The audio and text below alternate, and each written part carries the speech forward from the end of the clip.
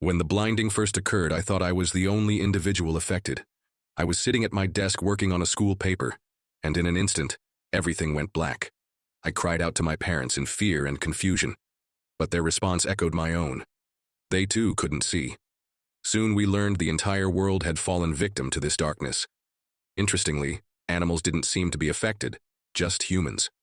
The only odd thing that followed was an inexplicable surge in demand for milk. At first, adapting was incredibly difficult. Tasks as mundane as using the bathroom became daily challenges I dreaded. Within months, support groups formed, led by individuals who had been blind before the event. They helped many adjust to this newfound obstacle.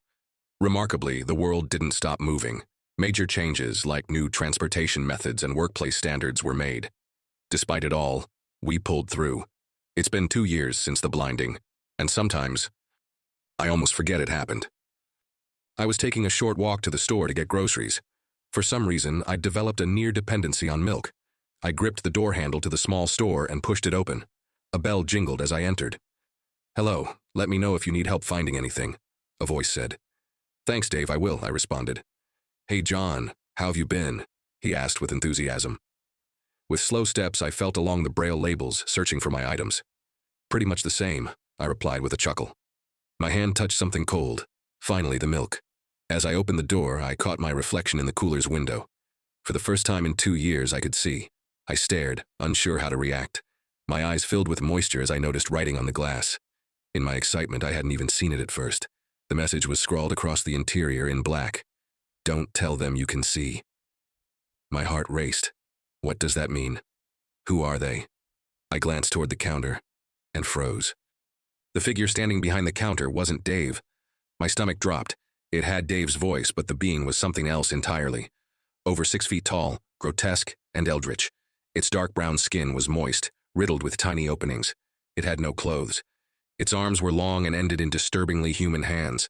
Its head was shaped like a basketball, and its mouth was vertical, lined with rows of crocodile-like teeth. "John, you need some help, buddy?" it asked, its voice distorted, gurgling. "Here, John, let me help," it said, moving toward me. Its voice now filtered and wet like something trying to mimic speech. As it walked, I heard a squishing sound. I had never noticed that before. Instead of looking at its grotesque reflection, I focused on the milk. That's when I saw it. The milk was black. A foul smell hit me as the creature drew closer, and I fought the urge to vomit. It touched my shoulder with its human-like hand, and my entire body tensed. "We're having lots of specials on milk today," it said. I could see its mouth stretch into what I assumed was a smile, a horrifying, wide grin filled with those sharp teeth.